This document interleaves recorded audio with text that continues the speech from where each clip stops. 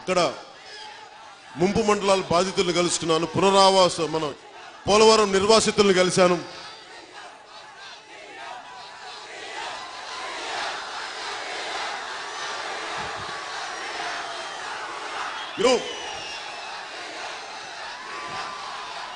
అంటే మీ శక్తి చూస్తే నాకేమనిపిస్తుందంటే, ఇలా అరిచి అరిచి అరిచి అదొక మంత్రం అయిపోయింది. పవన్ కళ్యాణ్ సీఎం అనేది ఒక మంత్రం అయిపోయింది.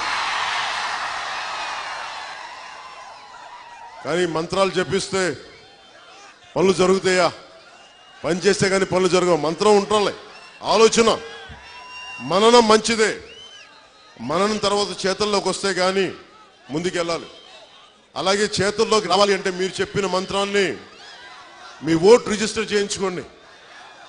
ఓపిక పంచాయతీలకు వెళ్ళండి, మనకి ఈ సేవా కేంద్రాలకు వెళ్ళండి, ఓట్లు రిజిస్టర్ చేయించుకోండి. ఓటు రిజిస్టర్ చేయించుకున్నాక ఎలక్షన్లు వస్తాయి, అప్పుడు మన జనసేన పార్టీ కుద్దండి.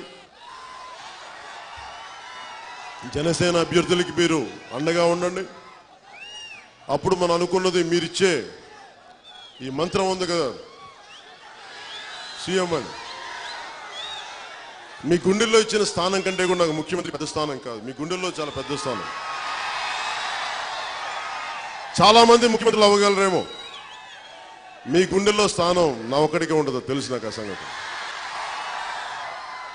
అందుకని కాకపోతే నేను ఉన్నది కూడా మీరు ఇచ్చిన గుండెల్లో, మీరు నాకు ఇచ్చిన స్థానాన్ని మీకు సేవ చేసుకునే భాగ్యం, మీ తరపున పోరాటం చేసుకునే భాగ్యం కోసం కోరుకుంటున్నాను. అలాగే ఈ మధ్య ఇందాక చెప్తున్న నిర్వాసితుల గురించి వెళ్తే దాదాపు 23,600 కోట్లు నిర్వాసితులు ఖర్చు పెట్టాలి. పోలవరం ప్రాజెక్టుకి సంబంధించి పోలవరంకి వచ్చి, నియోజకవర్గానికి వచ్చి, మన మండలానికి వచ్చి, మన కోయిలగూడ మండలానికి వచ్చి ఈ సమస్యని ప్రస్తావన చేయకపోతే దేశ దృష్టికి వెళ్ళదు, రాష్ట్ర ప్రజల దృష్టికి వెళ్ళదు.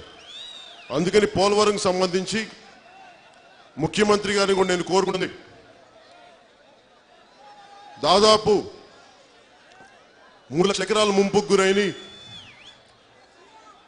కొన్ని దాదాపు 405 గ్రామాలు మునిగిపోయినాయి.